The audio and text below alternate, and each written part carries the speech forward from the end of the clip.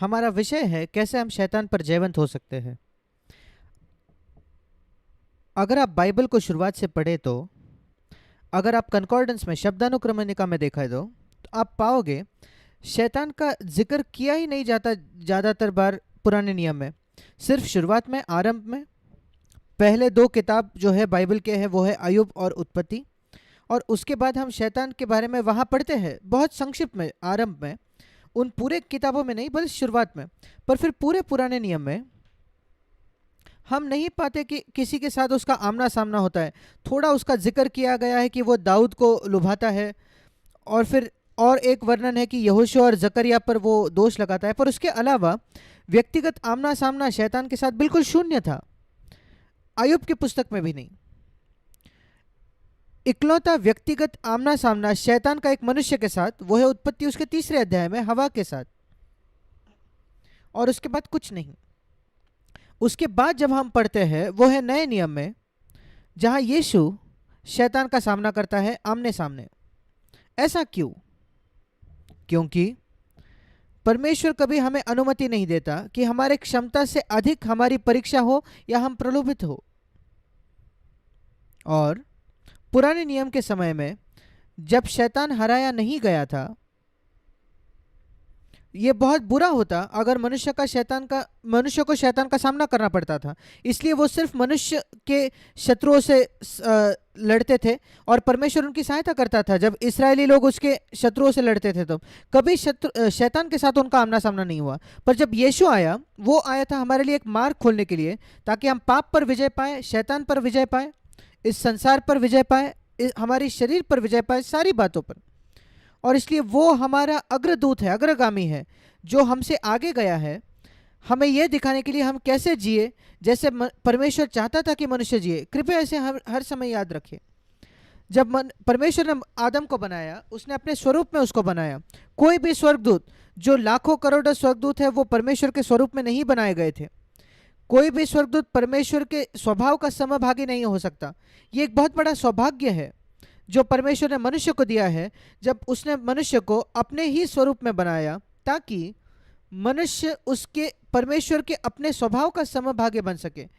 मैं कभी कभी सोचता हूँ, क्या हम मसीह लोगों ने इस अद्भुत सौभाग्य को समझा भी है या नहीं? सोच कर देखिए, कल्पना कीजिए, परमेश्वर के स्वभाव का सहभागी होना।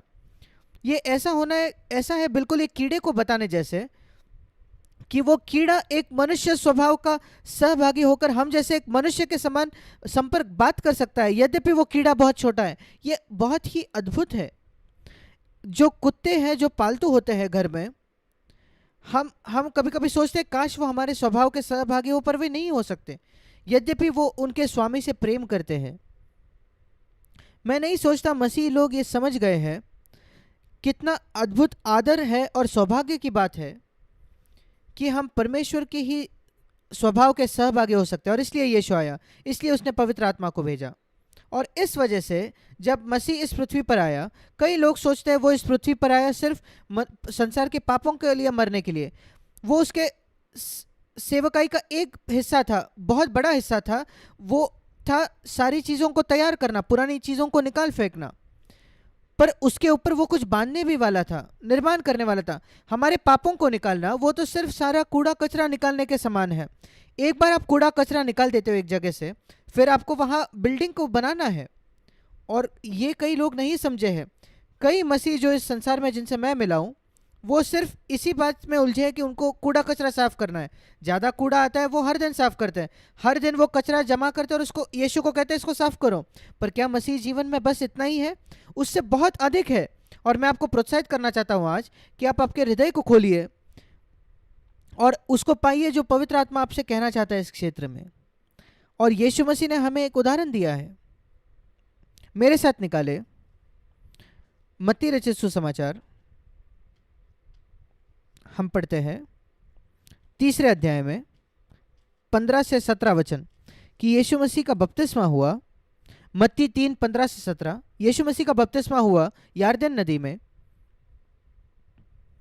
वो 30 वर्षों तक इस प्रकार जिया था कि उसने पिता को प्रसन्न किया, कि पिता ने उसको एक प्रमाण पत्र दिया अपने रजामंदी का। मत्ती 3:17 में, ये मेरा प्रिय पुत्र है जिससे मैं अत्यंत प्रसन्न हूँ।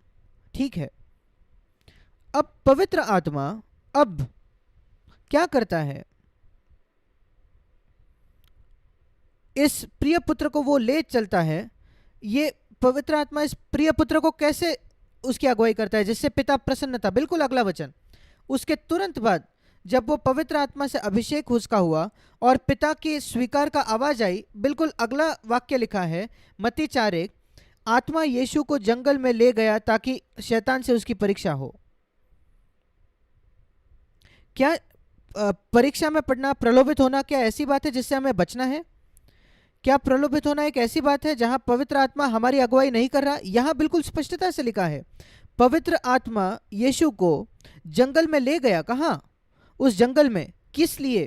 ताकि एक ही उद्देश्य से, ताकि शैतान उसकी परीक्षा ले। क्यों यीशु मसीह की परीक्षा होनी चाहिए शैतान से? वो तो सबसे सर्वशक्तिमान परमेश्वर है, मनुष्य बनकर आया है, पर उसने परमेश्वर होने के सारे सौभाग्य छोड़ दिए थे। वो परमेश्वर होना रुक नहीं गया था। परमेश्वर कभी परमेश्वर होना रोक नहीं सकता। यीशु मसीह परमेश्वर स्वर्ग में था पूरे अनंत काल से। जब वो इस पृथ्वी पर एक बच्चा बनकर आया वो परमेश्वर था। जब वो जंगल में गया वो परमेश्वर ही था, पर उसने ये चुन लिया कि जो सौभाग्य है उसका वो इस्तेमाल नहीं करे। परमेश्वर होने के सौभाग्य का, एक मनुष्य एक करोड़पति हो सकता है और वो जाकर एक झुग्गी झोपड़ी में रह सकता है किसी गरीब देश में और सबको वहां बता सकता है मैं आपको सिखाना चाहता हूं कि यहाँ कैसे रहते हो, आपके जैसे काम करते हुए, आपके जैसे जीते हुए, आपको यह दिखाने के लिए कैसे थोड़े से तनख्वाह के साथ आप एक साफ सुथरा जीवन जी सकते हो। और मैं वचन देता हूं मैं अपने क्रेडिट कार्ड का इस्तेमाल नहीं करूंगा, डेबिट कार्ड का इस्तेमाल नहीं करूंगा, जहां मेरे पास करोड़ों है बैंक में। इस प्रकार यीशु आया, उसने उसका क्रेडिट कार्ड का इस्तेमाल नहीं किया। परमेश्वर होने के नाते वो एक मनुष्य बनकर जिया, सारी सीमाओं के साथ जो हमारी है, बिल्कुल हमारे तरफ परखा गया, नहीं तो वो हमारे लिए उदाहरण नहीं हो सकता। और इसलिए मसीह इस पृथ्वी पर आया ना केवल हमारे पापों के लिए मरने के लिए, वो तो सिर्फ जमीन को साफ करना हो गया, पर फिर हमें दिखाने के लिए कैसे परमेश्वर चाहता है कि मनुष्य जिए। और यही मसीह जगत इससे चूक गया है। पहला यूहन्ना 2:6 में बाइबल बताती है, जो कहता है कि मैं मसीह में बना रहता हूं उसे चाहिए कि वो वैसा ही चले जैसे यीशु चलता था। और मैं बताना चाहता हूं, मैं 46 वर्षों से इसका प्रचार कर रहा हूं। हर एक मसीह को यह सुनना है। क्या आप कहते हो आप एक मसीही हो? फिर आपको क्या करना है? आपको स्वर्ग की तैयारी करनी है? नहीं, यीशु के जैसे चलना है इस पृथ्वी पर। और अगर आप ऐसा करने की कोशिश भी नहीं कर रही, आप मन फिराव भी नहीं कर रहे कि मैं ऐसा नहीं कर रहा, तो मेरे प्रिय भाई मेरे बहन, मैं बहुत प्रेम से आपको बताना चाहता हूं, आप परमेश्वर के प्रति अनाज्ञाकारी हो और पिता को प्रसन्न नहीं कर रहे। परमेश्वर नहीं चाहता कि आप हर समय हारे हुए जियो शैतान से, हर समय पाप से हारे हुए जियो। वास्तविकता में तो वो ये भी नहीं चाहता कि आप एक बार भी पाप से हारे हुए रहो। आप नहीं चाहते कि शैतान से एक बार भी पराभूत आप रहो, हारे हुए आप रहो। वो चाहते हैं शैतान के ऊपर आप हर समय जयवंत हो। मैं बहुत दुखी हूँ कि मेरे नए जन्म के बाद, मेरा 62 वर्ष पहले नया जन्म हुआ, जो लोगों ने मुझे सिखाया, मैं अच्छे संगति में था नए जन्म पाए हुए मसीहों के बीच में, पर उन्हें मुझे कभी नहीं सिखाया कि परमेश्वर चाहता है कि मैं एक जयवंत बनूं। उन्होंने कभी मुझे नहीं सिखाया जो प्रकाशित वाक्य 3:21 में लिखा है, जो जयवंत होगा वो सारी चीजों का उत्तराधिकारी बनेगा। जो जयवंत होता है जैसे मैं जयवंत हुआ, प्रकाशित वाक्य 3:21, वो मेरे सिंहासन पर बैठेगा मेरे साथ। और प्रकाशित वाक्य में जयवंत होने के विषय में कई बार लिखा है।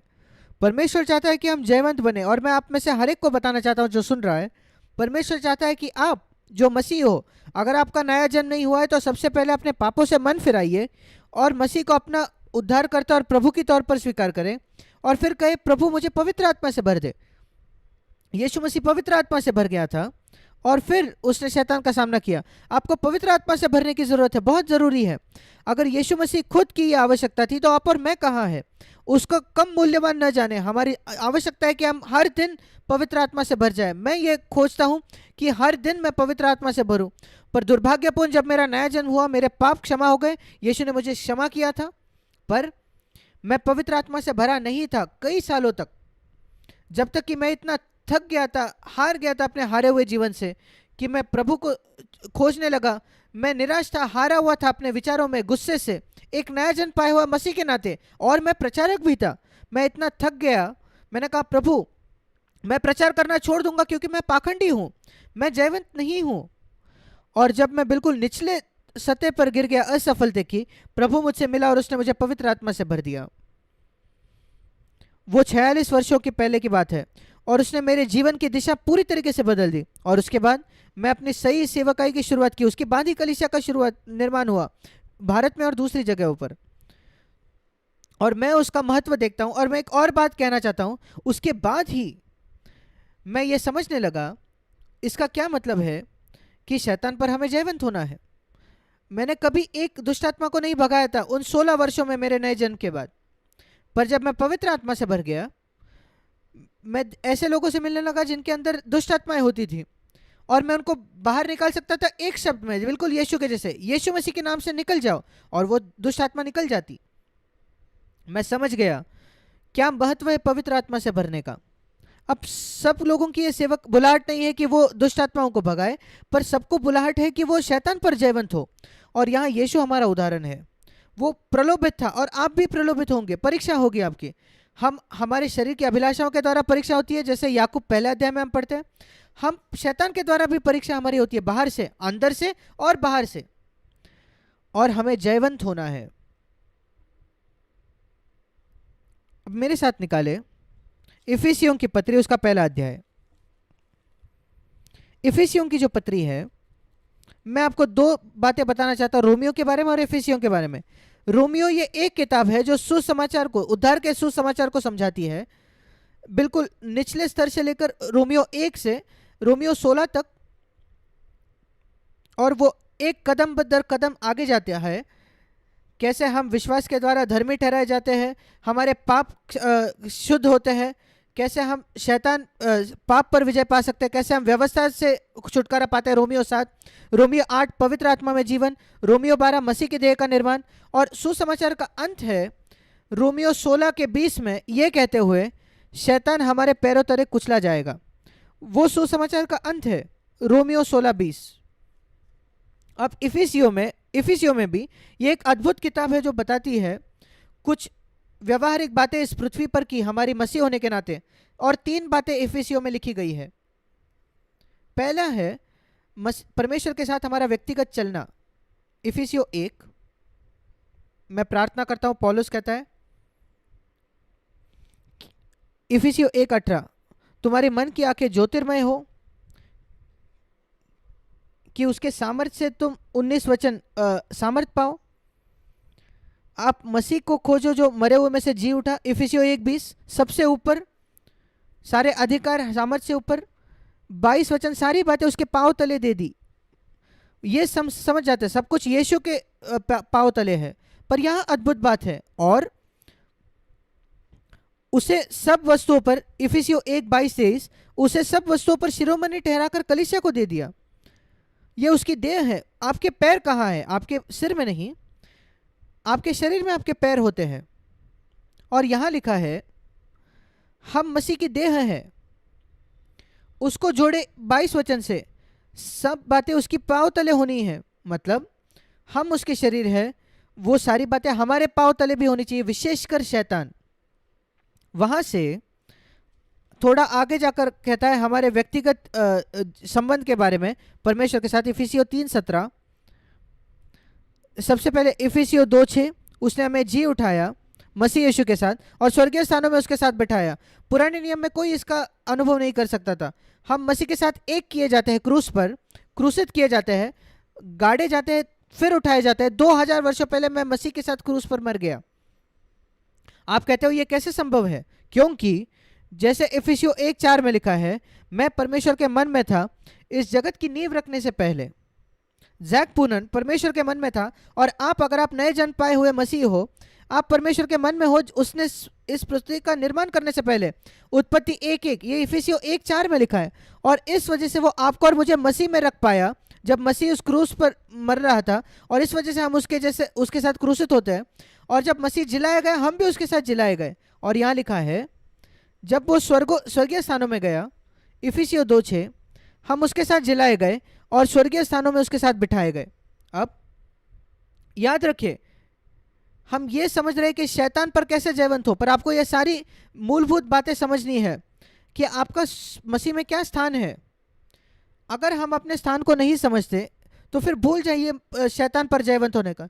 हमारे अंदर कोई सामर्थ्य नहीं है शैतान पर जय पाना, ये सवाल ही नहीं उठता। हम बहुत निर्बल हैं, पर जब हम मसीह में हैं, विश्वास करें या ना करें, शैतान हमसे डरता है। मुझे याद है एक बार परमेश्वर ने मेरे हृदय से ये बात कही।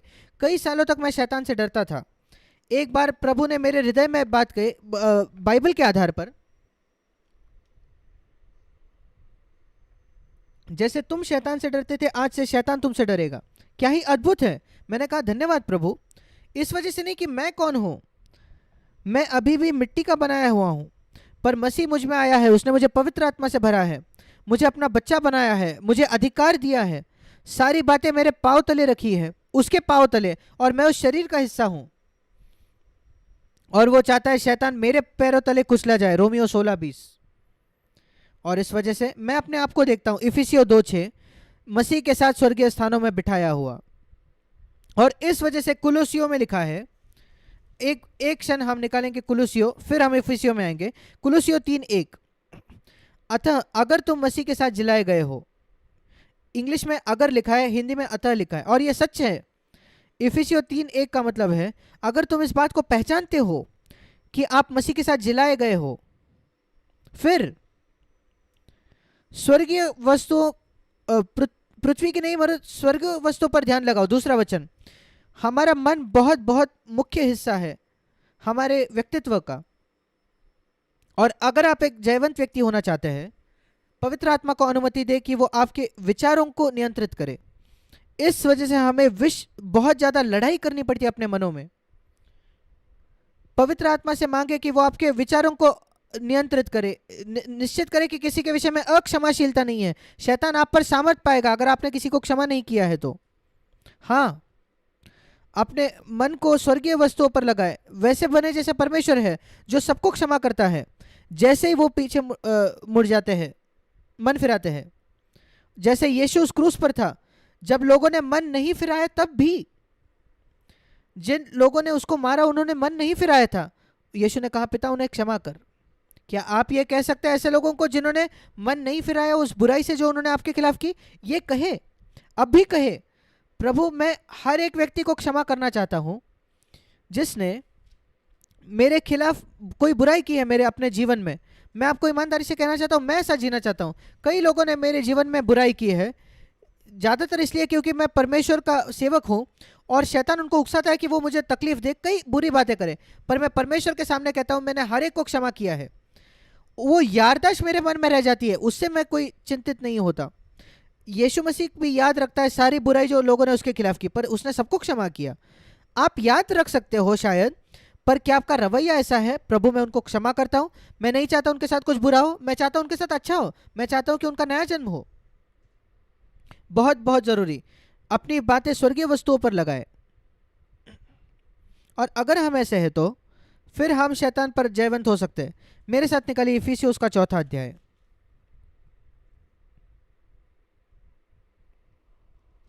उसके पहले दूसरे कुरिन्थियों में मैं एक वचन दिखाना चाहता हूं, दूसरा अध्याय। मैं आपको क्षमा के बारे में बता रहा था, इसको ध्यान से सुने। हम शैतान पर जयवंत होने के विषय में बात कर रहे हैं और सबको क्षमा करने के महत्व के विषय में। दूसरा कुरिन्थियों दूसरा अध्याय 10वां वचन, अगर आप किसी को क्षमा करते हो, किसी ने उस कलीसिया में कोई तकलीफ दी थी, मैं भी क्षमा करता हूं। दूसरा कुरिन्थियों दूसरा अध्याय 10वां वचन, और जो कुछ मैंने क्षमा किया, यदि किया हो तो तुम्हारे कारण मैंने किया, मसीह की जगह में होकर। इसका मतलब मैं मूर्ख नहीं बना रहा जब मैं कह रहा हूं किसी को क्षमा किया, मसीह की उपस्थिति में मैं कहता हूं मैंने उस व्यक्ति को क्षमा किया है। और वो कहता है अगर आप ये नहीं करते हो तो, ध्यान से सुनिए, अगर आप ये नहीं करते तो 11वां वचन, शैतान का हम पर दाव चलेगा, वो हमारा फायदा उठाएगा। क्षमा करो ताकि शैतान तुम पर फायदा ना उठा सके, क्योंकि वहां लिखा है हम उसकी युक्तियों से अनजान नहीं। उसकी युक्तियां क्या है? इस संदर्भ में, इस वचन के संदर्भ में उसकी युक्ति है आप पर अधिकार जमाए। वो आपके अंदर एक अक्षमाशील आत्मा रखेगा किसी के प्रति। शायद एक व्यक्ति है, वो काफी है, पर्याप्त है। आपको सिर्फ एक जहाज में एक ही छेद चाहिए सब पानी अंदर आने के लिए। आपके जीवन से सारी चीजें बाहर चले जाएगी एक छेद के द्वारा, अगर आप किसी को क्षमा नहीं करोगे तो। एक मनुष्य जिसको आपने क्षमा नहीं किया वो पर्याप्त है। आप कभी पवित्र आत्मा से भरे हुए नहीं बन सकते, सब कुछ बह निकलेगा आपसे बाहर। हम उसकी युक्तियों से अनजान नहीं है, और इस वजह से हम नहीं चाहते कि वो हमारा फायदा उठाए, हम नहीं चाहते शैतान हमारा फायदा उठाए, इसलिए मैं क्षमा करता हूं। और अगर पौलुस को यह कहने की आवश्यकता है तो आपको और मुझे भी यह कहने की आवश्यकता है। मेरे प्रिय भाई और बहनों, मैं आपसे विनती करता हूं यीशु के नाम से, आपके फायदे में और सबसे ज्यादा इस वजह से कि आपके जीवन के द्वारा मसीह को महिमा मिले, सबको क्षमा करें। हम में से हर एक जो मनुष्य है, किसी न किसी ने हमें चोट पहुंचाई है इस पृथ्वी पर। अगर आप 5 वर्ष से अधिक के हो तो किसी न किसी ने आपको तकलीफ दी है, चोट पहुंचाई है इस पृथ्वी पर। हमें क्षमा करना ही है। आपको शायद याद रखना, आपको याद आएगी कोई बात नहीं, पर आपके मन में कड़वाहट ना हो इसको सुनिश्चित करें। यीशु मसीह की उपस्थिति में कहे, प्रभु मैं उस व्यक्ति को क्षमा करता हूं, मैं उसके खिलाफ कुछ नहीं रखना चाहता। आज से मैं शैतान को ये नहीं मौका दूंगा कि वो मुझ पर मेरा फायदा उठाए। शायद इस वजह से आपके जीवन में इतनी समस्या आया है, क्योंकि शैतान आपको इतनी तकलीफ दे पा रहा है आपके जीवन में, क्योंकि आप किसी को क्षमा नहीं कर रहे थे। बहुत बहुत जरूरी, सिर्फ पाप के द्वारा ही शैतान किसी पर अधिकार पाता है, सामर्थ्य पाता है। फिर एक बार हम निकालेंगे इफिसियों की पत्री। मैं आपको बता रहा था कि इफिसियों में हम स्वर्गीय स्थानों में मसीह के साथ बिठाए गए हैं, इफिसियों 2:6 में। और फिर वो आगे जाकर कहता है अब व्यक्तिगत जीवन के विषय में, पहले 3 अध्याय जो है वो हमारे व्यक्तिगत जीवन के विषय में इफिसियों में। फिर वो कहता है, मैं प्रार्थना करता हूं, 3 अध्याय 16वां वचन, कि आप महिमा के धन के अनुसार अपने भीतरी मनुष्यत्व में सामर्थ पाकर बलवंत हो, कि मसीह तुम्हारे अंदर हृदय में बसे रहे, ताकि तुम प्रेम में जड़ पकड़कर और नेव डालकर रहो। 17 वचन, ये अगली बात है जो मैं कहना चाहता हूं। इसका क्या मतलब है कि प्रेम में जड़ पकड़कर रहना? पवित्र आत्मा के सामर्थ्य के द्वारा मैं अपने आप से ये नहीं कर सकता। इसका यह मतलब नहीं कि मुझे हर मनुष्य की मदद करनी है, वो असंभव है। ये बहुत सीमित लोग हैं जिनकी हम सहायता कर सकते हैं, और सहायता की जो मात्रा है वो भी ज़्यादा होगी जिस सर्कल में वो है। मेरी तुरंत जो मेरी परिवार है, मेरे बच्चे, मेरे पत्नी, सबसे ज़्यादा मैं उनकी सहायता करूंगा। और उसके बाहर कलीसिया के भाई बहन, और फिर बाहर के मनुष्य, और ऐसे सीमाएं हैं। और मैं सब भाइयों बहनों की सहायता नहीं कर पाऊंगा जितनी मैं अपने परिवार की करता हूँ। परमेश्वर ने इसको ऐसा बनाया है, और उसके वजह में से मुझे दोषी नहीं महसूस करना है। और मैं बाकी मनुष्यों की भी सहायता नहीं कर पाऊंगा जितनी मैं कलीसिया में करता हूँ, ये भी ठीक है, मुझे दोषी नहीं महसूस होता। पर यहां लिखा है मुझे प्रेम में जड़ पकड़कर और नेव डालकर रहना है। प्रेम में जड़ पकड़ने का मतलब, जड़ पकड़ना एक घर का चित्र है। वो किसी जगह उसने जड़ पकड़ी है, नींव डाली है। और जैसे हमारा एक एड्रेस होता है, आपका एक एड्रेस है। अगर कोई आपको खत लिखना चाहता है या ईमेल लिखना चाहता है, एक ईमेल एड्रेस होता है आपका, या आपका एक पता होता है। आपका पता है, आपका ईमेल पता होना चाहिए प्रेम। आप हर समय वहां पाए जाओगे, हर समय आपका पता होना चाहिए प्रेम, मसीह का प्रेम मेरे हृदय में। आप हमेशा मुझे वहां पाओगे मेरे भाइयों, मेरे बहनों, निरंतर, चाहे कुछ भी क्यों ना हो जाए मेरे संसार में, इर्द गिर्द कैसे लोग मुझसे बर्ताव करते हैं, दूसरे लोग मेरे विषय में कुछ भी कहे तो भी, मैंने क्या बुरा सुना है जो लोगों ने मेरे विषय में किया या सुना हो, मेरा घर प्रेम पर बंधा है, प्रेम में जकड़ा हुआ है। परमेश्वर मुझसे प्रेम करता है, और वो प्रेम मेरे हृदय में है दूसरे हर एक मनुष्य के लिए। बहुत जरूरी, प्रेम में जड़ पकड़ना, यह परमेश्वर की हमारे लिए इच्छा है। यह असंभव था पवित्र आत्मा आने के पहले। अब पतरस यीशु से प्रेम नहीं कर पाता था। उसके क्रूसित होने के रात में भी उसको शर्म आ रही थी उसको अपनाने की, पर जब वो पवित्र आत्मा से भर गया, क्या ही अलग व्यक्ति वो बन गया। 6 हफ्तों बाद ये होता है जब हम पवित्र आत्मा से भरते हैं। पवित्र आत्मा मसीह के जीवन को, परमेश्वर के प्रेम को हम में उंडेलता है। रोमियो 5:5। कई लोग मुझसे पूछते हैं क्या चिन्ह है पवित्र आत्मा से भरने का। अब हमारे कई प्रिय मित्र हैं पेंटिकॉस्टल और कैरिस्मेटिक लोग जो कहते हैं अन्य भाषा में बात करना। मैं उनसे सहमत नहीं हूं। 1 कुरिन्थियों 12 में बिल्कुल स्पष्टता से लिखा है, अंत में सब लोग अन्य भाषा से नहीं बात करते। पर यहां मैं आपको बताता हूं पवित्र आत्मा क्या करता है। रोमियो 5:5 मेरा उत्तर है। पवित्र आत्मा जब हमें भरता है, परमेश्वर का प्रेम हमारे मन में उंडेला जाता है। अगर ये नहीं हुआ तो आप पवित्र आत्मा से नहीं भरे हो। मैं अन्य भाषा के वरदान के खिलाफ नहीं हूँ, मैंने 46 वर्ष अन्य भाषा में बात की है, पर वो प्राथमिक बात नहीं है और मैं उसको सार्वजनिक तौर पर इस्तेमाल नहीं करता। जैसे पौलुस ने कहा, मैं इंग्लिश में 5 शब्दों का प्रयोग करूंगा 10,000 शब्द अन्य भाषा में बात करने से, पर व्यक्तिगत तौर पर, निजी तौर पर पौलुस कहता है मैं आप सबसे ज़्यादा अन्य भाषा बात करता हूँ, पर वो मुख्य बात नहीं है। पवित्र आत्मा में भरता है, वो हमें प्रेम से भरता है, तीव्र प्रेम मसीह के प्रति। हम उसके लिए कुछ भी करने के लिए तैयार है जो वो चाहता है। और जहां तक हमारी क्षमता है, हमारी क्षमता अलग होती है, वो बढ़ती है जैसे हम प्रभु के साथ चलते हैं। दूसरों के लिए प्रेम, मेरा विश्वास है परमेश्वर के अनुग्रह से आज मैं लोगों से अधिक प्रेम करता हूं जब पहले बार मैं पवित्र आत्मा से भरा उसकी तुलना में, क्योंकि हमारी क्षमता बढ़ती है। निराश ना हो अगर आप सबसे प्रेम नहीं कर सकते। लोग, परमेश्वर जो छोटी सीमा में आपको देता है उनसे प्रेम रखे और वहां ना रुके, उसको बढ़ने दे, उसको बढ़ने दे, आपकी क्षमता को बढ़ने दे। जैसे आप चाहते हो एक बच्चा बढ़े, परमेश्वर चाहता है कि आप बढ़े प्रेम में। क्या आपको चिंता नहीं होगी अगर आपका बच्चा समझ में नहीं बढ़ रहा और शारीरिक तौर पर नहीं बढ़ रहा और बुद्धिमानी में नहीं बढ़ रहा? बिल्कुल वैसे ही परमेश्वर चाहता है कि आप बढ़े प्रेम में। रोमियो 5:5, परमेश्वर का प्रेम हमारे मन में उंडेला जाता है और उस पर हमें ध्यान देना है। ये 2 बातें याद रखें जो मैंने आपको बताई। सबको क्षमा करना बहुत बहुत जरूरी, और परमेश्वर को कहना कि वो सबके लिए प्रेम से हमारे हृदयों को भर दे, अलग अलग मात्रा में, जिस सीमा में हम लोगों को जानते हैं उसमें। इसलिए ये है हमारा व्यक्तिगत जीवन। उसके बाद जो अगली बात इफिसियों में लिखी है वो है हमारा पारिवारिक जीवन, और वो है इफिसियों 5 में 22 वचन। इफिसियों 5:22 से लेकर इफिसियों 6 उसके 9वें वचन तक। परिवार में उन दिनों पति पत्नी होते थे, बच्चे माता पिता होते थे, और उन दिन में सेवक भी होते थे। जैसे आज कई घरों में सेवक होते हैं, कई देशों में, भारत में भी सेवक होते हैं। और इसलिए वो पूरा परिवार था और वहां हमें मसीह को प्रकट करना है। सबसे पहले हमने देखा इफिसियों 1 से 3 हमारा व्यक्तिगत जीवन, और फिर हमारा परिवार का जीवन।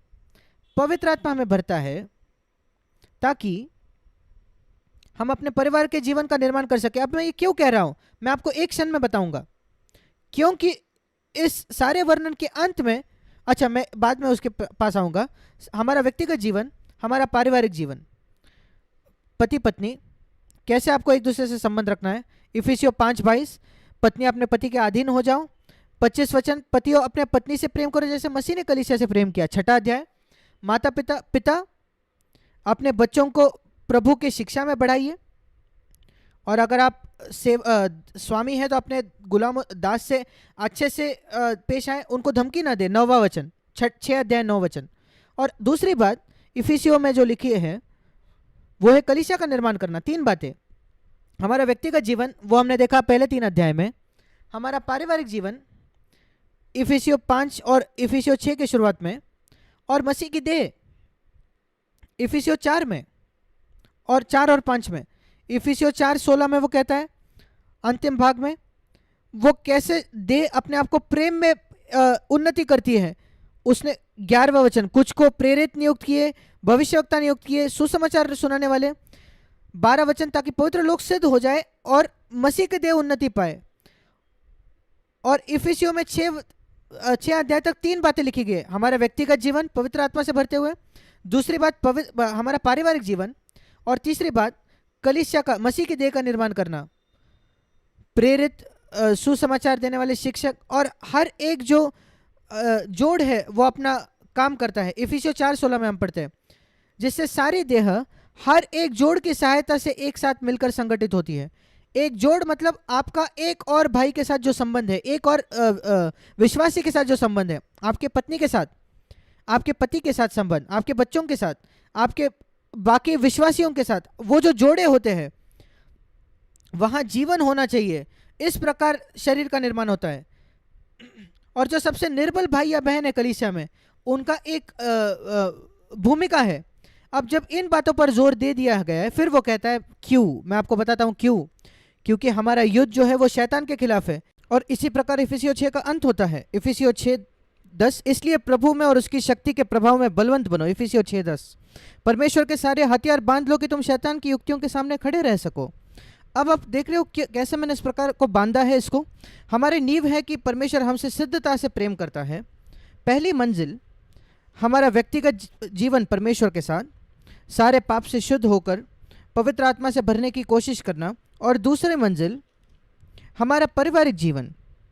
तीसरी मंजिल हम कलीसिया का निर्माण करते हैं। उसके बाद हम शैतान के खिलाफ खड़े हो सकते हैं। आखिरकार जो उद्देश्य है परमेश्वर का कि शैतान के खिलाफ हम जयवंत होते हैं हमारे व्यक्तिगत जीवन में, पारिवारिक जीवन में और कलीसिया के जीवन में। तीनों क्षेत्रों में, 3 क्षेत्र जो इफिसियों पहले से 1 से 5 में लिखे हैं, ये सारी चीज़ें ले जाती है कि शैतान के खिलाफ हम सारे हथियार बांधकर खड़े होते हैं परमेश्वर के। और सब कुछ करने के बाद इफिसियों 6:13 उस बुरे दिन पर सामना करना और खड़े होना, स्थिर खड़ा होना। और हमें निश्चित होना है, परमेश्वर चाहता है कि आप शैतान पर जयवंत हो, और उसके लिए आपको आपके व्यक्तिगत जीवन में सतर्क होना है, आपके पारिवारिक जीवन में सावधान होना है, और कलीसिया में आपके रिश्ते। आप शैतान पर जयवंत हो नहीं सकते अगर आप इकलौते विश्वासी हो तो, जो संगति में किसी कलीसिया में दिलचस्पी नहीं रखता। मैं आपको ये बताना चाहता हूँ, अगर आप एक अकेले भटकने वाले व्यक्ति हो, मैंने मसीह को स्वीकार कर लिया है, तो आप शायद पाप पर विजय पाओगे, पर आप शैतान पर जयवंत नहीं होगे और परमेश्वर के उद्देश्य को पूरा नहीं कर पाओगे इस पृथ्वी पर। मैं आपको बताना चाहता हूं क्यों। मेरे साथ निकालिए मत्ती 16 उसका 18 वचन। मत्ती 16 उसका 18 वचन।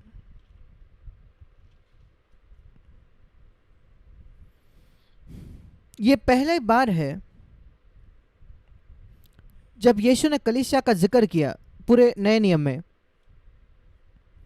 और बिल्कुल पहले बार जब यीशु मसीह कलीसिया की बात करता है। कलीसिया का मतलब बिल्डिंग नहीं है, डिनोमिनेशन नहीं, मेरा मतलब है मसीह के देह का जो अंग है, जो मसीह के सिर के अंदर है।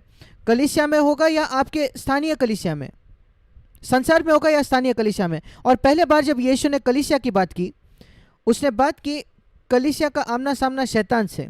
क्या यह अद्भुत नहीं है? उसने कलीसिया का बात नहीं की प्रचार करने के विषय में, सुसमाचार, वो बाद में मत्ती 28 में। पहले बार जो उसने कहा वो ये था, कलीसिया जो मैं निर्माण करता हूँ वो शैतान पर जयवंत होगी। और जब वो कहता है अधोलोक के फाटक, और ये आत्मिक अंधकार के जो सामर्थ्य उसके विषय में है, और कलीसिया अधोलोक के फाटकों पर हमला करेगी। कई लोग सोचते हैं मत्ती 16:18 के विषय में, शैतान कलीसिया पर हमला कर रहा है और शैतान पकड़ कर बैठा है उस गढ़ के अंदर। प्रभु मेरी सहायता कर।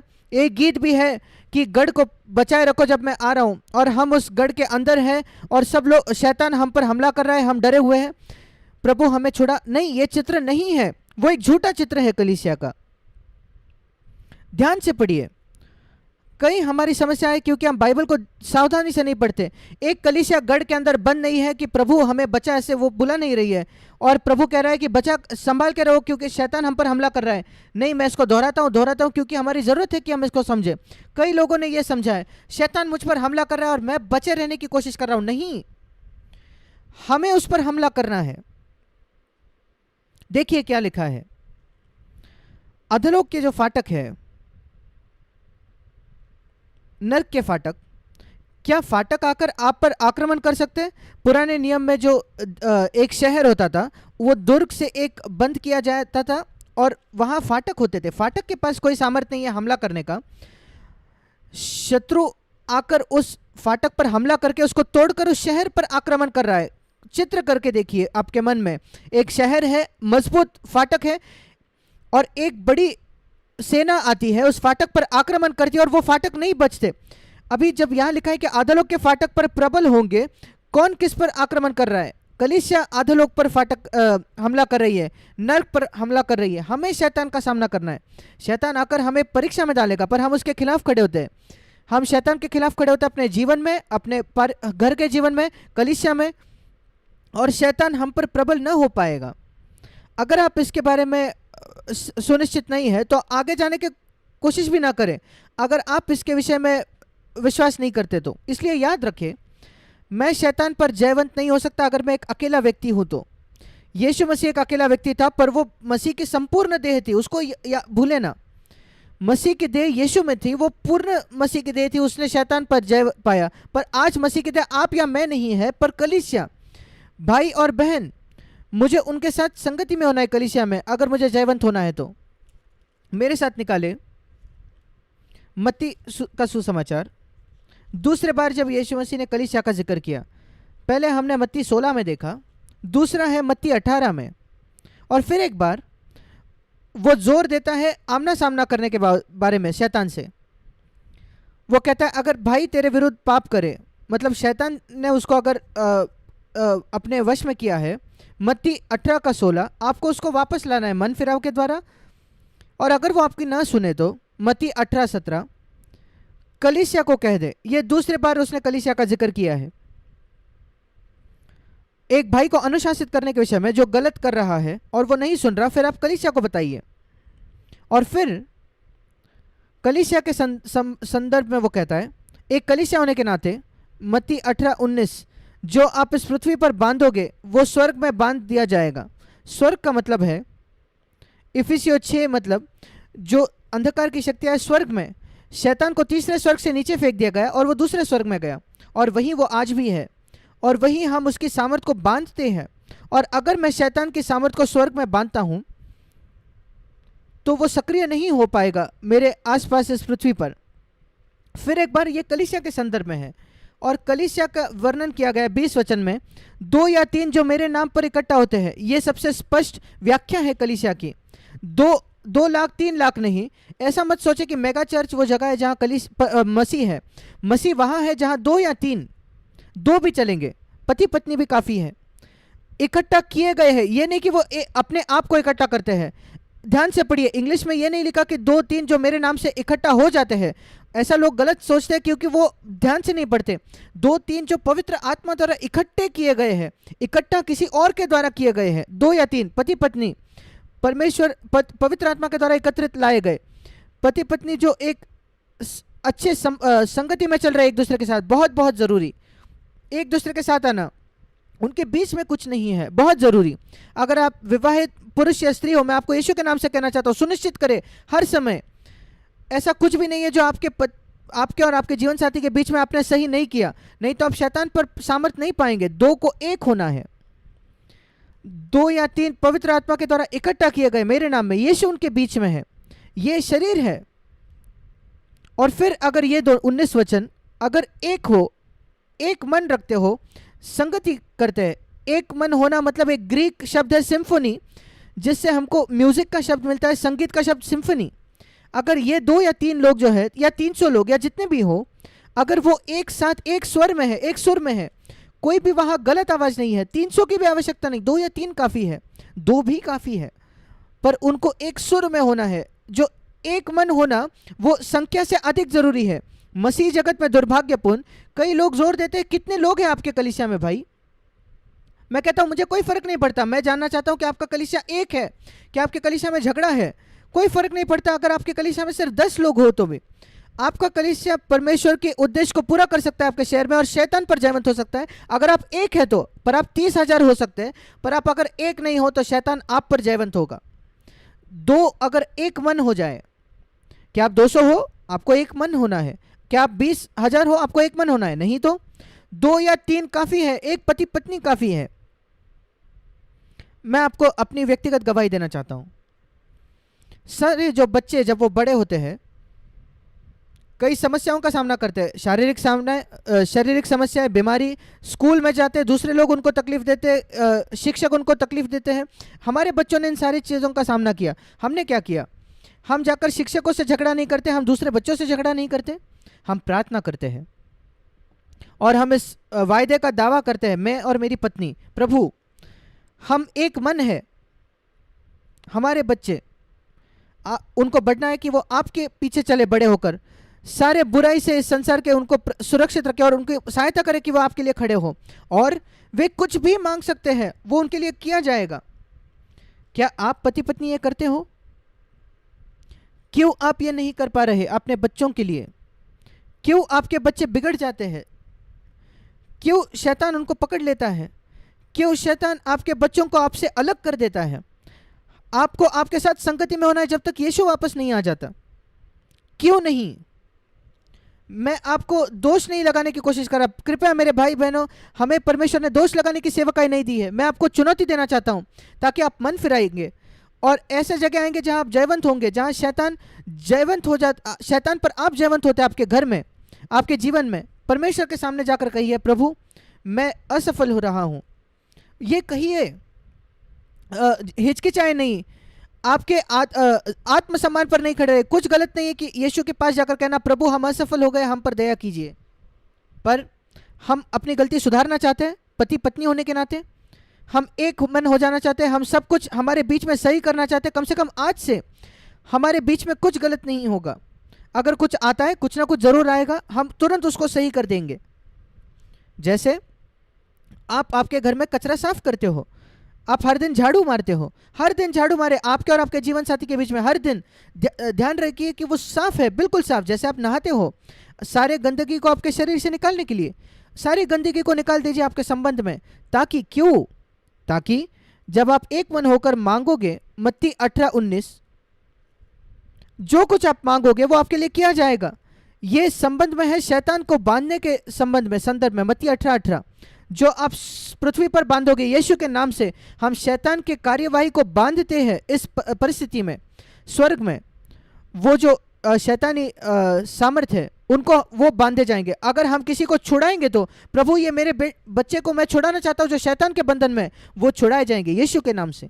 अगर आप और आपके पति, आप और आपकी पत्नी मसीह के पास जाओगे, प्रभु के पास जाओगे, एक मन होकर, बहुत बहुत जरूरी। क्यों? शैतान का जो जिक्र किया गया है, हमारा जो शैतान के साथ युद्ध है उसका जो वर्णन है इफिसियों 6 में 10वां वचन, 6 इफिसियों 6:10 के आगे 10 से 18 तक शैतान से हमारे युद्ध के विषय में है, परमेश्वर के हथियारों के विषय में है। क्यों ये इसका जिक्र किया गया है? परिवार के जीवन के तुरंत बाद। क्या आपने इसको देखा है? पारिवारिक जो जीवन है, जो इफिसियों 5 में लिखा है 22 में, इफिसियों 5:22 से इफिसियों 6:9 तक, पति पत्नी, माता पिता, बच्चे, स्वामी और दास, इन उन दिनों घर ये था, आज भी कई जगह में यही घर है। ये जो परिवार का जो भाग है इफिसियों 5:22 से इफिसियों 6:9 तक, इसको मानो एक ब्रैकेट में डाला गया है। एक जगह ये है इस वचन से, इफिसियों 5:18, पवित्र आत्मा से परिपूर्ण हो जाओ। ये एक बाजू में, एक जगह है। एक और पूरे नए नियम में एक ही जगह है जहां लिखा है पवित्र आत्मा से परिपूर्ण होना। ये पारिवारिक जीवन के संदर्भ में है इफिसियों 5:22 से। और दूसरी जगह दूसरा ब्रैकेट है शैतान पर जयवंत होना, इफिसियों 6:10 से 18। यहाँ दो बहुत बहुत विषय, मुख्य विषय है नए नियम के। पवित्र आत्मा से परिपूर्ण हो जाओ, इफिसियों 5:18, शैतान पर जयवंत हो जाओ, इफिसियों 6:10 से 18। और इन दोनों के बीच में पारिवारिक जीवन हमें क्या सिखाता है? ये अगर आप पवित्र आत्मा से भरे हो तो सबसे महत्वपूर्ण क्षेत्र जो जहां वो प्रकट होगा वो आपका पारिवारिक जीवन। आप अपने पति पत्नी से कैसा रिश्ता रखते हो, कैसे आप अपने बच्चों को बड़ा करते हो, आपके दासों से कैसे आप व्यवहार करते हो घर पे। और ये क्षेत्र, पारिवारिक जीवन, ये वही क्षेत्र होगा जिस पर शैतान सबसे ज्यादा हमला करेगा। और इस वजह से शैतान पर जयवंत होना इसके तुरंत बाद लिखा गया है। और इसलिए बहुत बहुत जरूरी है पारिवारिक जीवन। मैं बहुत दुख के साथ मुझे कहना पड़ता है, कई कलीसियाओं में पारिवारिक जीवन पर कोई जोर नहीं दिया जाता। हमारे पास इतने पास्टर्स हैं पाश्चात्य देशों में जो डिवोर्स ले लेते, तलाक करते हैं, उनका परिवार टूट गए हैं, फिर एक बार विवाह करते हैं। कितना अभागा ये बात है। क्या आप सोच रहे हो शैतान कैसे हंस रहा है मसीह जगत पर? इनके बीच में परमेश्वर चाहता है कि एक शुद्ध गवाही खड़ी हो। मसीह जगत तो पीछे फिसल गया है, वो बेबीलोन जैसा बन गया है, पर यहाँ वहाँ पूरे संसार में परमेश्वर अपने नाम के लिए एक शुद्ध गवाही को खड़ा कर रहा है। और परमेश्वर चाहता है आप मेरे भाई मेरे बहन उस गवाही का आप हिस्सा बनो। प्रार्थना करें कि एक शुद्ध गवाही मसीह के लिए आपके घर में, आपके शहर में परमेश्वर उसको खड़ा करे, आपके गांव में, आपके कस्बे में, जहां आपके पास ईश्वरीय पुरुष स्त्री है, ईश्वरीय परिवार है और एक ईश्वरीय कलीसिया। यद्यपि 3 या 4 या 10 लोग हो तो भी चलेगा, पर जिसके पास शैतान पर सामर्थ्य है। और आगे बढ़ते हुए मैं बताना चाहता हूं एक बात जो प्रभु ने मुझे बताई कई वर्षों पहले जब मैं पवित्र आत्मा से भर गया था शैतान के संदर्भ में, वो ये है इफिसियों 6:12। बहुत जरूरी वचन। इसने मेरे आंखें खुल गई कई सालों पहले और मैंने उस पर चलने की कोशिश की है। इफिसियों 6:12, हम शैतान पर जयवंत होने के विषय में, हमारा ये मल युद्ध लहू और मांस से नहीं है। मनुष्यों के खिलाफ नहीं है, पर प्रधानों से और अधिकारियों से, जो बुरी संसार के अंधकार के हाकिम है, और दुष्टता की आत्मिक सेनाओं से जो आकाश में दूसरे स्वर्ग में है, जहां शैतान को नीचे फेंका गया है। इसलिए जो प्रभु ने मुझे उस वचन से कहा, और कृपया इसको आप सब गंभीरता से ले, प्रभु ने मुझे कहा इफिसियों 6:12 के अनुसार अपने जीवन में कभी भी आपको मनुष्यों से नहीं लड़ना है, क्योंकि अगर आप ये करोगे तो आपके पास शैतान के खिलाफ कोई सामर्थ्य नहीं होगा। और मैंने उस दिन निर्णय किया, कई सालों पहले, मैं इसको कई सालों से कर रहा हूं। कई लोगों ने मुझसे कोशिश की झगड़ने की, पर मैं उनसे नहीं लड़ता। लोग आकर मुझसे वाद करना चाहते हैं बाइबल के सिद्धांतों के विषय में, जिनके लिए मैं खड़ा होता हूं, और मैं कहता हूं मेरे प्रिय भाई, अगर आप चाहते हो, समझना चाहते हो कि मैं क्या सिखाता हूं, मैं कितना भी समय लेने के लिए कोशिश तैयार हूं, 2-3 घंटे भी आपको समझाने के लिए। पर अगर आप वाद करना चाहते हो मेरे साथ, तो मैं आपके साथ वाद नहीं करूंगा।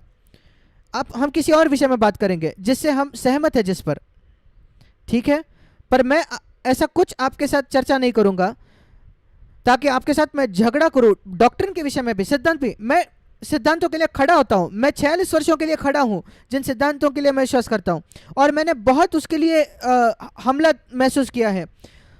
लोग ऐसे थियोलॉजिकल मेरे साथ झगड़ा करते, लोग मुझसे घृणा करते, वो मुझे शैतान करते, वो मुझे कोर्ट ले गए, पर मैं उन सारी बातों से डरता नहीं। मेरा विश्वास है कि प्रभु मेरे साथ खड़ा है, जैसे वो आज तक मेरे साथ खड़ा रहा है, 1 या 2 बातों की वजह से। एक, मेरा परमानेंट एड्रेस जो है वो है प्रेम, मेरा पता प्रेम है, मैं किसी से घृणा नहीं करता। मैं हमेशा मेरा संबंध मेरे जीवन साथी से सही रखूंगा। मैं तुरंत पाप को अंगीकार करूंगा परमेश्वर के सामने, जैसे ही वो मेरे मन में आता है। मैं तुरंत माफी मांगूंगा किसी को भी अगर मैंने गलती से चोट पहुंचाई हो तो, और मैं तुरंत किसी को क्षमा करूंगा किसी ने अगर मुझे चोट पहुंचाई है तो। और मैं मनुष्यों से झगड़ा नहीं करूंगा। अगर किसी ने मेरे पैसा चुराया, कोई बात नहीं, मैं उससे नहीं झगड़ा करूंगा, आप जो चाहे वो करो। मैं मनुष्यों से नहीं झगड़ने वाला किसी सिद्धांत के लिए या किसी भी बात के लिए, क्योंकि प्रभु कहता है अगर आप लहू मांस से मलयुद्ध करोगे तो, इफिसियों 6:12, तो आपके पास शैतान पर कोई सामर्थ नहीं होगा। और मैं कहता हूं प्रभु, मैं चाहता हूं कि मैं शैतान पर सामर्थ पाऊं अपने जीवन में। लोग मेरा फायदा उठाए, शारीरिक तौर पर ठीक है, आर्थिक तौर पर ठीक है, मैं मूर्ख नहीं होना चाहता, मैं स्थिर हूं। जब यहूदा इस्करियोती ने यीशु का पैसा चुराया, उसने जाकर उससे लड़ाई नहीं की। शैतान यहूदा इस्करियोती में था, पर यीशु मसीह ने उससे नहीं लड़ाई की। उसने लड़ाई करने से इनकार किया, और मैं यीशु के पीछे चलता हूं, और मैं किसी से नहीं लड़ूंगा लहू और मांस से। ये निश्चय कर लीजिए अपने जीवन में मेरे भाई मेरे बहन। मैं आपको बताता हूं, आपका जीवन बदल जाएगा, आपको शैतान पर अधिकार प्राप्त होगा, किसी को दिखाने के लिए नहीं। ये इच्छा ना रखे कि हाँ अब मैं दुष्ट आत्माओं को निकाल सकता हूं। नहीं नहीं नहीं नहीं, क्यों हम दुष्ट आत्माओं को निकालते हैं? ये बहुत, जिसके मैं बहुत ही दुखी हूं ये देखकर, मसीह जगत में वो वीडियो निकालते हैं जो दुष्ट आत्मा निकाले जाते हैं उनका। ये कितने बुरा पाप है। क्या आप सोच सकते हैं कि यीशु मसीह किसी को वीडियो निकालने देगा कि कोई दुष्ट आत्मा निकाली जाती? ये बहुत ही बुरी बात है। यूट्यूब पर यह किया जा रहा है। मैं अपने जीवन में कभी नहीं करूंगा, और मैंने आज तक कभी नहीं किया, किसी को अनुमति नहीं दी एक वीडियो लेने की कि मैं दुष्ट आत्मा निकाल रहा हूं। क्योंकि मैं आपको बताता हूं क्यों। कल्पना कीजिए, वो जो दुष्ट आत्मा ग्रस्त व्यक्ति था आपका बेटा या आपकी बेटी होती, तो क्या आप चाहते कि हर समय एक रिकॉर्ड हो इसका, आपका बेटा आपका बेटी दुष्ट आत्मा से भरकर कैसा काम कर रहा है? नहीं, हम लोगों से प्रेम करते हैं और हम नहीं चाहते कि उसका कोई वीडियो हो, कोई रिकॉर्ड हो, और वो दुष्ट आत्मा से भरा हुआ था। नहीं, हम नहीं चाहते उसका कोई रिकॉर्ड हो, और इस वजह से मैं कभी अनुमति नहीं दूंगा। मैं बहुत दुखी हूं कि मसीह लोग अनुमति देते हैं कि दुष्ट आत्मा निकालने का वीडियो निकाला जाए। कितने बुरा है। देखिए कितने ये लोग नहीं जानते परमेश्वर के मार्गों को। ये जो वीडियो निकालता है ये सिर्फ मनुष्य को आदर लाता है। ये बहुत ही बुरा पाप है। ये जब कभी मनुष्य को आदर मिलता है तो हमारा मकसद है मसीह को महिमा देना। हमें बहुत सावधान होना है। शैतान पर हमारा जो जयवंत होना है ये हमारे गुप्त जीवन में, आत्मिक जगत में है। दूसरों को देखने की आवश्यकता नहीं। पर अगर मैं प्रभु के साथ चलूंगा, मेरा विश्वास है अगर आप प्रभु के साथ चलोगे तो आप शैतान पर जयवंत होंगे और आप एक जयवंत व्यक्ति बनेंगे और आप कलीसिया का निर्माण कर पाएंगे आपके जगह। कृपया इसको याद रखें, यह प्रभु की इच्छा है कि आप जयवंत होते हैं। मैं आपको कुछ और बातें बताना चाहता हूँ। जब कभी आप शैतान से लड़ते हैं एक शारीरिक युद्ध में भी, कोई भी देश ये चाहेगा कि सामने वाले की कमज़ोर बातें क्या है ताकि मैं वहाँ हमला कर सकता हूँ। सारे देश जो है वो जासूस भेजते हैं दूसरे देश में कि इसके कमज़ोर जगह क्या है, और देखेंगे, आइए हम देखेंगे कैसे शैतान पर हम जयवंत हो सकते हैं, उसके क्या गुण है, ताकि हम जान सकते हैं कैसे हम उस पर जयवंत हो सकते हैं। आपको ये निश्चित करना है कि वो गुण आपके अंदर नहीं है, आपके जीवन में नहीं है। मेरे पास समय नहीं है सब कुछ दिखाने के लिए, पर कुछ बातें हैं जो मसीह ने कही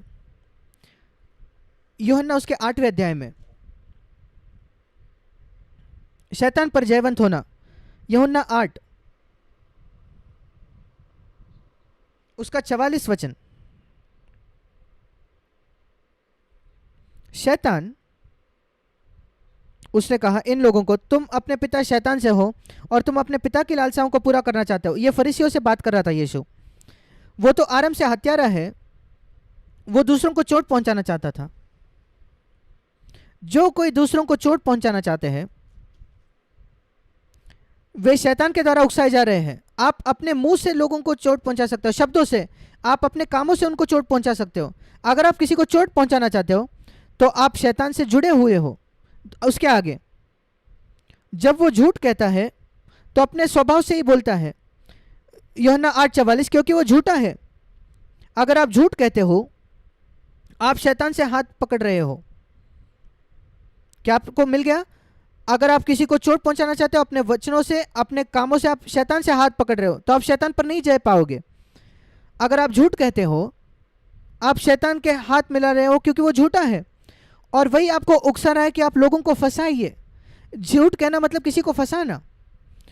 ऐसे कुछ क्षेत्रों के जहां आप किसी को कुछ नहीं बताना चाहता, आप कह सकते हो नहीं सॉरी मैं वो प्रश्न का जवाब नहीं दे सकता, पर झूठ मत बोलो। मैं कह सकता हूं कि मैं उसका उत्तर नहीं देना चाहता, मैं उस उत्तर नहीं देना चाहता, वो ठीक है, पर मैं झूठ नहीं कहूंगा, क्योंकि एक झूठ का मतलब है मैं शैतान के हाथ पकड़ रहा हूं। यीशु ने कहा मत्ती 5 में, आपका हाँ हाँ होना चाहिए, आपका ना ना होना चाहिए। उससे अधिक जो है वो बुरा है, दुष्ट है। मैं बहुत दुखी हूं यह कहने के लिए, बहुत सारा झूठ कहना है मसीह जगत में। और एक जगह आप झूठ कह सकते हो, वो है एक पाखंडी बनकर। हनन्याह और सफीरा जो थे, हम पढ़ते प्रेरित उसके 5वें अध्याय में, हनन्याह और सफीरा उन्होंने थोड़ा पैसा लाया। जब सब लोग 100% अपना पैसा परमेश्वर को दे रहे थे, ऐसा कोई नियम नहीं था कि आपको 100% देना है। नए नियम में कोई नियम नहीं है 10% देने के लिए भी। एक ही सिद्धांत है नए नियम में, 2 कुरिन्थियों 8 में, आनंद से दीजिए, हर्ष से दीजिए। 2 कुरिन्थियों 8 और 9 अध्याय देने के विषय में सिखाता है, आनंद से दीजिए। और हनन्याह ने कुछ पैसा लाया अपना प्रॉपर्टी बेचकर, जायदाद बेचकर, पर उसने ये नाटक किया, दिखावा किया कि वो सब कुछ दे रहा है। वो एक झूठ था। उसने एक शब्द भी नहीं कहा, पर पतरस ने उसको कहा, क्यों शैतान ने तुम्हारे हृदय में भर दिया था कि तुम एक झूठ कहो। प्रेरितों 5:3 में इसने कैसे झूठ कहा? अपने कामों से। उसने कभी मुंह नहीं खोला था। जब आप एक प्रकार से दिखावा करते हो दूसरों को ये गलत छवि प्रस्तुत करने के लिए, हम उसको पाखंड कहते हैं। पतरस ने उसको झूठ कहा। जब आप लोगों को एक झूठा दिखावा देते हो आपके आत्मिक जीवन के बारे में, आप झूठे हो। जब आप दिखावा करते हो कि आप ज्यादा आत्मिक हो, जितना हो उससे ज्यादा, वही हनन्याह कर रहा था, अपना बिना मुंह खोले, वो एक झूठा था। इस वजह से पाखंड एक बहुत बुरा पाप है। और मैं आपको बताना चाहता हूं, आप में से हर एक को, अगर आप जानते हो आप पाखंडी हो, तो आप शैतान पर सामर्थ्य नहीं पाओगे, क्यों? आप झूठे हो। क्यों? शैतान ने आपके हृदय को भर दिया है झूठ से, पवित्र आत्मा के सामने झूठ बोलना। प्रेरितों 5:3, हनन्याह कह सकता था, पतरस मैंने तो मुंह नहीं खोला। मैं जानता हूं आपने मुंह नहीं खोला, पर आप एक छवि प्रस्तुत करना चाहते थे कि आप पूर्ण हृदय थे जहां आप नहीं थे। यही बस कैसे हनन्याह ने झूठ बोला? एक छवि प्रस्तुत करके सबसे कि वो पूर्ण हृदय था जब वो नहीं था। क्या आप लोगों के सामने ये छवि प्रस्तुत करते हो? तो अगर पतरस आए तो वो आपको कहेगा, काश आज पतरस जैसे ज्यादा लोग होते जो लोगों को सामने सामने कहेंगे, भाई आप झूठ कह रहे हो पवित्र आत्मा को, आप एक छवि प्रस्तुत कर रहे हो जो सच नहीं है। हम यहाँ दूसरों का न्याय करने के लिए नहीं है कि अगर आप पतरस जैसे नबी हो तो ठीक है, पर हमें अपने आप का न्याय करना है। प्रभु मुझे दिखा, क्या मेरे जीवन में कोई झूठ कहना है? मैं उससे छुटकारा पाना चाहता हूँ, फिर हम शैतान पर जयवंत होंगे, क्योंकि वो उसका स्वभाव है। दूसरी बात जो हम शैतान के विषय में देखते हैं, मेरे पास समय नहीं दिखाने के लिए, यहेजकेल 28 और यशायाह 14 में वो घमंडी था, वो ऊंचा ऊंचा जाना चाहता था, वो पहले ही स्वर्गदूतों का मुखिया था, पर वो उससे भी अपने आप को बड़ा करना चाहता था, ऊंचा जाना चाहता था। परमेश्वर ने उसको नीचे ढकेला। जब कभी आप लोगों के ऊपर अपने आप को चढ़ाना चाहते हो तो आपके अंदर शैतान की आत्मा है। जब कभी आप दिखावा करते हो कि आप ज़्यादा आत्मिक हो, आप पाखंडी हो, जब आप लोगों के ऊपर दूसरों को उठाना चाहते हो, वैसे ही जो सबसे बड़ा स्वर्गदूत था वो शैतान बन गया। आपको ये समझना है क्या कमज़ोर बातें हैं आपके शत्रु में, आपके जीवन में इसको ना आने। जैसे आप सामने वाले सेना में देखना चाहते हैं, शैतान में क्या है उस, ताकि मुझे वो नहीं चाहिए, झूठ कहना, घमंड, किसी भी प्रकार का घमंड। आप बाइबल जानते हो इसका घमंड, आप प्रचार करते हो इसका घमंड, आप दुष्ट आत्मा निकालते हो इसका घमंड, आपने कलीसिया बांधी इसका घमंड, आपका एक अच्छा पारिवारिक जीवन है ये घमंड, आपके बच्चे अच्छे बढ़ रहे हैं ये घमंड। ऐसी कोई भी मूर्ख बात जहां परमेश्वर को महिमा नहीं देते और अपने आप को श्रेय लेते हो, घमंड। आप शैतान के साथ मिल गए हो। अपने आप को ऊंचा उठाना बहुत जरूरी, इससे दूर रहना। अपने सुंदरता को सराहना, अपने आप को सराहना कि मेरी क्या क्षमताएं हैं, बहुत सतर्क रहिए। ये तरीके हैं, शैतान आपको चुराता है उस पर अधिकार जो आपको हो सकता है उससे। एक और बात, प्रकाशित वाक्य 12वां अध्याय, शैतान को यहां कहा गया है भाइयों पर दोष लगाने वाला। प्रकाशित वाक्य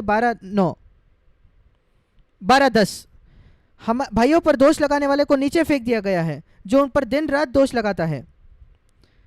और जो पूर्ण हृदय जो विश्वासी थे उन्होंने शैतान पर जयवंत हुए मेमने के लहू के कारण और अपने गवाही के वचन के कारण, और अपने प्राणों को उन्होंने प्रिय न जाना, मृत्यु से ली, अपने खुद ही के जीवन को उन्होंने मार दिया। वैसे शैतान पर वो जयवंत हुए। दूसरा गुण मैंने आपको बताया, वो झूठा है, वो खूनी है, हमेशा दूसरों को चोट पहुंचाना चाहता है, और वो घमंडी था, अपने आप को ऊंचा करना चाहता था। उसी के साथ वो भाइयों पर दोष लगाने वाला है। एक दोष लगाने वाले का मतलब यहां लिखा है वो परमेश्वर के सामने दोष लगाता है। मैं कल्पना नहीं कर सकता शैतान परमेश्वर को झूठ कहेगा। जब वो आपको दोष लगाता है परमेश्वर के सामने, वो सच कह रहा है, परमेश्वर ये जो आपका बच्चा है ये इस प्रकार बर्ताव कर रहा है, वो झूठ नहीं कह रहा, आपने वैसा बर्ताव किया था। शैतान परमेश्वर के सामने झूठ नहीं कहेगा। शायद वो आपको मुझको झूठ कह सकता है, पर वो हिम्मत नहीं करेगा परमेश्वर को झूठ कहना। जब शैतान दोष लगाता है आपको शैतान परमेश्वर के सामने, तो वो सच कह रहा है। और जब आप किसी और विश्वासी पर दोष लगाते हैं, आप शायद सच कह रहे हैं, पर आप शैतान के साथ मिले हुए हाथ पकड़ रहे हो शैतान का। जब कभी आप किसी पर दोष लगाते हो किसी और के सामने, आप शैतान के साथ हाथ पकड़ रहे हो। इसका यह मतलब नहीं,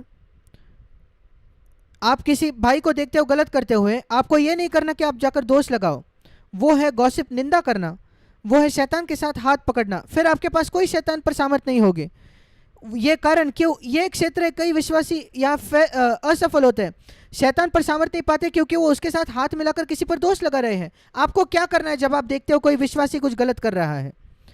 आप मत्ती 18 में पढ़ो, जाकर उसको बताओ। मत्ती 18 उसका 14 वचन से आगे जाकर उसको बताओ। अगर वो नहीं सुनता, किसी और भाई को लेकर जाइए, कलीसिया को जाकर बताइए, दूसरे शब्दों में प्राचीनों को बताइए, अगुओं को बताइए, पर जाकर निंदा ना करे उसके पीछे, पीठ के पीछे। क्या आपको चिंता रखनी है कोई विश्वासी गलत कर रहा है या भटक रहा है? हाँ, अगर आप देखते हैं कोई विश्वासी की कोई गलत आदत है, दारू पीना, सिगरेट पीना, उसके विषय में निंदा ना करे, जाकर अगुवाओं को बताइए और जाकर कहिए उनकी सहायता करें। अगर आप खुद नहीं सहायता कर सकते, पर दोष न लगाइए, नहीं तो आप शैतान की ओर सामर्थ खो दोगे। हमें कुछ ना कुछ करना है। अगर आप अपने भाई से प्रेम करते हो तो उससे सहायता करनी है, उससे सहायता करना, उसकी निंदा करना नहीं, दोष लगाना नहीं, नहीं, उससे सामने सामने बात करना, या उसके अगुओं से बात करना, या उसके माता पिता से बात करना। अगर वो जवान लड़का है तो दुष्ट बात करना नहीं या बुरा सोचना नहीं। मसीह ने जाकर आकर किसी से दोष नहीं लगाया। याद रखिए, जिस स्त्री को व्यभिचार में पकड़ा गया था, फरीसियों से जिससे दोष लगाया जा रहा था, और यीशु ने कहा जो जिसके पास पाप नहीं किया वो पहला पत्थर फेंके, वो सब चले गए, कौन रह गया? वो स्त्री बच गई। और यीशु ने कहा मैं तुझ पर दोष नहीं लगाता। हम उससे क्या सीखते हैं? यूहन्ना 8 में, ध्यान से सुनिए, एक विधिवादी जो दोष लगाने वाला जो रवैया है वो व्यभिचार से भी बुरा है। क्या आपको वो मिला? फरीसी उस स्त्री के पास आए, एक विधिवादी, एक दोष लगाने वाला रवैया लेकर। हाँ, उसने जो किया वो गलत था, पर उनका आत्मा उससे भी ज़्यादा गलत था। विधिवादी होकर शैतान से हाथ पकड़कर उस पर दोष लगाना, उनको उसमें रुचि रखनी थी, उसको बचाने में, उसको छुड़ाने में, उस पर दोष लगाने नहीं। और आखिरकार यीशु बच जाता है, यीशु रह जाता है उस स्त्री के साथ और उसको क्षमा मिली। फरीसियों को क्षमा नहीं मिली। वे विधिवादी थे और वे दोष लगाने की आत्मा रखते थे, उनको निकाल दिया गया। उस स्त्री के पास वो क्षमा प्राप्त हुई। हम उसे क्या सीखते हैं? मैं फिर एक बार दोहराना चाहता हूँ, एक विधिवादी और दोष लगाने का आत्मा वो व्यभिचार से भी बुरा है। और अगले बार आपके पास विधिवादी कोई रवैया है किसी के विषय में, या आप किसी पर दोष लगाते हैं, याद रखिए आप व्यभिचार से भी बुरा कुछ कर रहे हैं, व्यभिचार से भी वो बुरा है। याद रखिए यूहन्ना 8। अगर आप इन बातों को गंभीरता से लें, मैंने बहुत आज मजबूती से बात की है कुछ बातों के विषय में, क्योंकि मैं आपसे प्रेम करता हूं मेरे भाइयों बहनों। यद्यपि मैं आपको नहीं जानता, मैं चाहता हूं कि आप जयवंत हो आपके जीवन में, आपके व्यक्तिगत जीवन में, आपके पारिवारिक जीवन में, और एक ऐसा कलीसिया का निर्माण करें जो शैतान पर जयवंत होती है। मैंने उसको इस प्रकार देखा है, प्रभु कोई भी कलीसिया जो झगड़े हो रही है, लड़ाई हो रही है, वो कलीसिया नहीं जिसका आप निर्माण करते हैं। जिस कलीसिया का आप निर्माण कर रहे हो वो शैतान पर जयवंत होगी। आपने बिल्कुल स्पष्टता से ये कहा मत्ती 16:18 में, मत्ती 16:18 में। मैं आपके साथ एक सहकर्मी होना चाहता हूँ एक ऐसे कलीसिया में जो शैतान पर जयवंत होती है। मैं लोगों की सहायता करना चाहता हूँ कि वे जयवंत हो शैतान पर, अपने व्यक्तिगत जीवन में, उनके पारिवारिक जीवन में, उनके कलीसिया के जीवन में। मैं अपने जीवन बिताना चाहता हूँ इस संसार में यही करते हुए। ये एक ही अच्छा तरीका है अपने जीवन को बिताने का, और मैं अंत तक बने रहना चाहता हूँ जब तक प्रभु आता है। अंत तक एक जयवंत होकर अपने जीवन में, अपने व्यक्तिगत जीवन में, और दूसरों पर प्रोत्साहित करना जयवंत होने में, और ऐसे कलीसियाओं का निर्माण करना जो शैतान पर जयवंत होते हैं। और मेरे प्रिय भाई और बहनों, ऐसे कई लाखों और लाखों लोग हैं जो शैतान का सेवा कर रहे हैं। ऐसे आप एक व्यक्ति बने जो प्रभु यीशु की पूरे हृदय से सेवा करते हैं। आने वाले दिनों में कहिए, प्रभु मैं जयवंत होना चाहता हूँ, जैसे आप शैतान पर जयवंत हुए मैं भी जयवंत होना चाहता हूँ। अपने आप को कलीसिया का एक शरीर का हिस्सा देखे, और परमेश्वर ने उस शरीर के पैरों पाँव तले शैतान को रखा है। हमने देखा इफिसियों 1:22-23 में सारी बातों को मसीह के पाँव तले रखा है, और हम वो शरीर है, और पाँव जो है शरीर के अंदर होते हैं। और रोमियो 16:20 कहता है शांति का परमेश्वर शैतान को आपके पाँव तले कुचलेगा। और शैतान पाप से न डरे। ये सारी बातों को कहने में मैं नहीं डरता। शैतान मुझसे गुस्सा है, मैं चाहता हूँ कि वो मुझसे क्रोधित हो। अगर शैतान मुझसे खुश है तो मुझे शर्म आएगी। एक ऐसा समय था मेरे जीवन में जहाँ शैतान मुझसे खुश था, जब मैं लोगों पर दोष लगाता था, मैं पाखंडी था, शैतान मुझसे बहुत खुश था। पर अब नहीं, मैं कभी नहीं चाहता शैतान मुझसे खुश हो। मैं प्रार्थना करता हूँ कि वो मुझसे क्रोधित हो, क्योंकि मैं उसके खिलाफ रहता हूँ, मैं उससे लड़ता हूँ, वो मुझे नहीं छू सकता। मैं अग्नि के एक दीवार से मेरे आसपास है, मैं अपने प्रभु के नीचे हूँ। क्या आपको लगता है शैतान यीशु को छू पाता था, उसको समय के पहले मार सकता था? नहीं। हम डरते हैं कि शैतान हमें मारेगा। मैं आपको सांत्वन देना चाहता हूँ, लूका रचित सुसमाचार उसका 4था अध्याय। डर एक बहुत बड़ा हथियार है जिससे शैतान लोगों को जकड़ता है। लूका 4, यीशु मसीह प्रचार कर रहा था आराधनालय में नासरत में, और उसके खत्म करने के पहले लोग उससे इतना क्रोधित हो गए। लूका 4 उसका 14 से 27 में वो प्रचार कर रहा था। लूका 4:28, ये बातें सुनते ही आराधनालय के लोग क्रोध से भर गए। मैं नहीं जानता था कितने लोग थे, हम सोचेंगे शायद 200 लोग क्रोध से भर गए हैं इस प्रचारक के खिलाफ। और उन्होंने क्या किया? उन्होंने सर्विस रोक दी। क्या आप सोच कर देखिए, चर्च का सभा चल रही है, प्रचारक से वो क्रोधित हो जाते हैं। 200 लोग उठते हैं, वो प्रचारक को कहते हैं रुक जाओ, उसको नीचे निकालते हैं पुलपिट से, और उसको उठाकर बाहर लेकर जाते, शहर से बाहर। 29 वचन, 200 लोग, और वो पहाड़ पर ले जाना चाहते थे उनका नगर जिस पर बसा हुआ था, और चोटी पर से उसको नीचे फेंकना चाहते थे। सोच कर देखिए, 200 लोग इकट्ठा हुए हैं। यीशु ने अपनी सेवकाई बस शुरू ही की थी, उसने अभी तक पापों के लिए नहीं मरा वो लोगों संसार के, और वो उसको मारने वाले हैं। क्या उसको मार सकते थे? 200 लोग कि उसके खिलाफ थे। क्या आप डरते हैं अगर 200 लोग आपके खिलाफ आएंगे तो? आपको पकड़कर आपको चोटी से नीचे फेंकना चाहते हैं तो?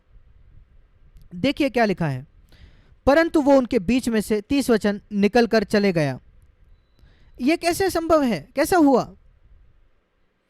प्रेरितों के काम में आप पढ़ते हैं पवित्र आत्मा ने फिलिप को उठाकर कहीं और लेके गया। यहां वो नहीं हुआ, पवित्र आत्मा ने यह नहीं किया, वो उनके बीच में से निकलकर चला गया। कैसे वो चलकर जा सकते हैं 200 लोगों के बीच में जो आपको मारना चाहते हैं? जब कभी मैं पढ़ता हूं बाइबल को, मैं सिर्फ पढ़ता नहीं, मैं उस पर मनन करता हूं, ध्यान करता हूं, मैं कल्पना करता हूं कि ये कैसे हुआ होगा, और ये मेरा निष्कर्ष है। मैं सोचता हूं वे 200 लोग, बहुत जब लोग होते हैं वो कभी सहमत नहीं होते, हमेशा वो अलग अलग मत होते हैं। मैं सोचता हूं कि वो शायद चर्चा कर रहे थे, हाँ हमें चोटी से नीचे फेंकना है। दूसरा एक व्यक्ति कहता है हम पूर्व से उसको नीचे फेंकेंगे, दूसरा कहता है नहीं हम पश्चिम से नीचे फेंकेंगे, एक और व्यक्ति कहता है नहीं दक्षिण से हम उसको फेंकेंगे। और फिर उनकी आर्ग्यूमेंट होती है, झगड़ा होता है वहाँ 200 लोगों के बीच, किस चोटी से हम नीचे फेंके यीशु को। और जब ये चर्चा हो रही है, यीशु चुपचाप वहाँ से निकल कर चला जाता है, और अंतिम वो जब निर्णय लेते हैं हम उनको यहाँ फेंकेंगे, और जब वो यहाँ वहाँ देखते तो यीशु वहाँ है ही नहीं। परमेश्वर को हमेशा हमेशा छुड़ाना नहीं पड़ता अलौकिक तरीकों से। उसने मुझे कई बार छुड़ाया है बहुत स्वाभाविक तौर पर।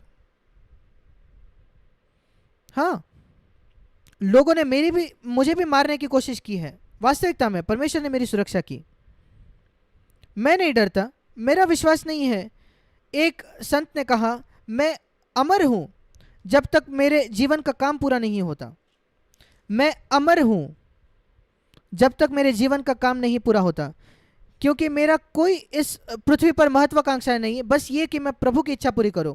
मेरी कोई महत्वाकांक्षा नहीं पैसा कमाऊं, आदर कमाऊं, या सिर्फ वो काम पूरा करने के लिए जो परमेश्वर ने मुझे इस पृथ्वी पर भेजा। और मेरे भाई ये आपके लिए भी है, मेरे बहन आपके लिए भी, अगर आपकी कोई और महत्वाकांक्षा नहीं है इस पृथ्वी पर कि परमेश्वर का काम आप पूरा करें जो उसने करने के लिए भेजा, आप भी अमर रहेंगे जब तक आपके जीवन का काम पूरा नहीं होता। इसलिए हम नहीं डरते। इस झील में अगर कोई आंधी आ जाए कोई बात नहीं, हम नहीं डूबेंगे, मसीह हमारे साथ है और वो हमें ले जाएगा पार किसी ना किसी तरीके से। उसने आपको, मैं जानता हूं उसने मुझे कई एक्सीडेंट से सुरक्षित रखा है, दुर्घटनाओं से। मैं एक स्कूटर चलाता था भारत में 42 वर्षों तक, क्योंकि मैं उतना ही ले पाता था। मैं उस स्कूटर से नीचे गिरा पर मेरी कभी मृत्यु नहीं हुई, मैं कभी ज्यादा चोटिल भी नहीं हुआ। अद्भुत है, परमेश्वर ने आपको भी सुरक्षित रखा है कई एक्सीडेंट से, कई दुर्घटनाओं से। उसका आपके जीवन के लिए एक योजना है।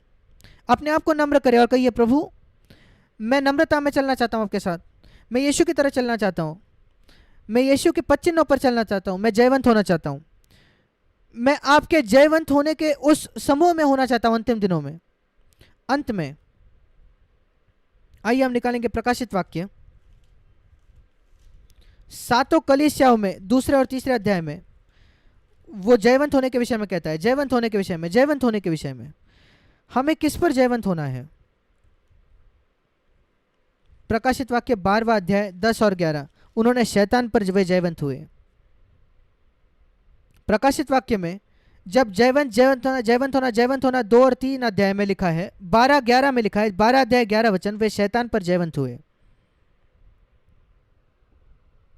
और यहां लिखा है प्रकाशित वाक्य 3:21 में, अगर आप इस प्रकार जयवंत होंगे तो एक दिन तुम मेरे साथ सिंहासन पर मैं अपने बैठाऊंगा जिस प्रकार मैं खुद जयवंत हुआ। क्या आप ये देखते हैं? यीशु मसीह ने हमारे लिए एक उदाहरण रखा है जय पाने में। उसने सारे प्रलोभनों पर जय पाई, पाप करने के, उसने इस संसार के आकर्षणों पर जय पाई, और जब शैतान ने उसको प्रस्तुत किया तो उसने कहा नहीं, और उसने शैतान पर वो जयवंत हुआ और शैतान हरा दिया गया उस क्रूस पर। इस वजह से हम जय पाते हैं। इब्रानियों की पत्री उसके 2 अध्याय में लिखा है 14 वचन, इब्रानियों 2:14, क्यों यीशु मसीह ने रक्त लहू और मांस का वो सहभागी हुआ, सिर्फ हमारे पापों के लिए मरने के लिए नहीं। इब्रानियों 2:14, कई लोग इसको नहीं जानते, वो मांस और लहू का भागी हुआ ताकि वो मृत्यु के द्वारा वो हमारे पापों को क्षमा करे, वो एक बात है, पर वो शैतान को निकम्मा कर दे, उसको नाश करे, ये नहीं, शैतान का नाश नहीं किया गया पर उसकी सामर्थ निकाल ली गई है, वो निकम्मा कर दिया गया है। एक सांप, उसको मार दिया नहीं गया पर उसको लकवा मार दिया है मानो। शैतान बहुत स्वस्थ है दूसरे मसीहों के लिए, पर मेरे लिए वो उसको लकवाग्रस्त है। वो जिंदा है पर उसकी सामर्थ नहीं है। एक आतंकवादी जिससे सारे हथियार छीन लिए गए हैं और मेरे पास अब हथियार है, मैं उससे नहीं डरता। और क्यों उसको निकम्मा कर दिया गया है? ताकि वो हमें छुड़ाए जो मृत्यु के भय में जीते थे अपने जीवन भर, मृत्यु के जीवन में और शैतान के डर में। याद रखिए इब्रानियों 2:14 और 15, क्यों मसीह उस क्रूस पर मरा?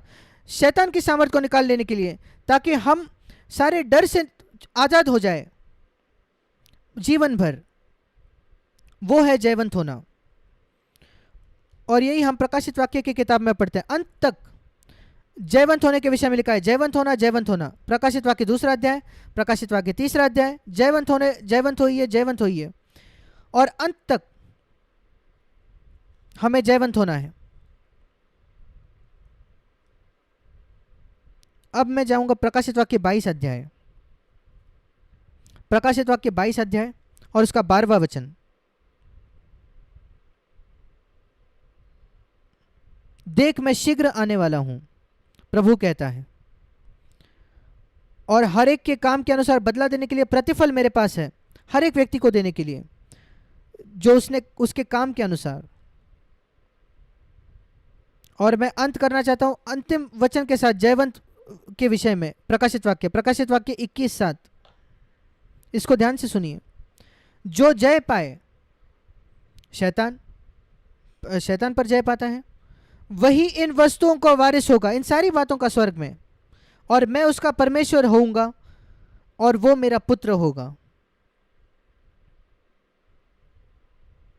क्या यह अद्भुत नहीं है? परमेश्वर चाहता है मेरे भाई मेरे बहन कि आप जय पाए, जयवंत पाए। यहां लिखा है जय पाए सारी बातों पर, ताकि हम मसीह के लिए एक गवाह बने इस पृथ्वी पर। अब मैंने कई बातों के विषय में आज बात कही है। अगर आपको मौका मिलता है तो इस संदेश को वापस सुने, पर विशेषकर उन क्षेत्रों में जो मैंने आपको कहा, सबको क्षमा करें। अगर आपने किसी को चोट पहुंचाई है, जाकर उससे माफ़ी मांगे। दोष लगाना छोड़ दे, एक पाखंडी बनना छोड़ दे, और अपने आप को ऊंचा उठाने की कोशिश ना करें। हमेशा नीचे जाइए। यीशु मसीह नीचे नीचे नीचे गया, उसके शिष्यों के पाँव के पास जहाँ उसने उसके पैर धोए। आप भी पैर धोने वाले बने। आपकी बड़ी इच्छा यही हो कि आप शिष्यों के पैर धोए, ये नहीं कि उनके ऊपर प्रभु आप बने, और फिर आप जयवंत बनेंगे। परमेश्वर आपको आशीष दे। हम प्रार्थना करेंगे, सिरों को झुकाएंगे।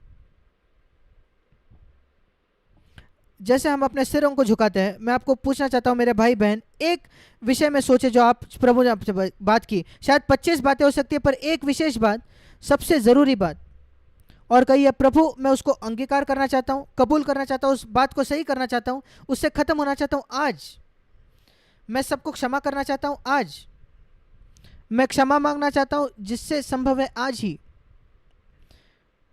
मैं आपके वचन पर विश्वास करना चाहता हूँ और सारे डर से छुटकारा पाना चाहता हूँ।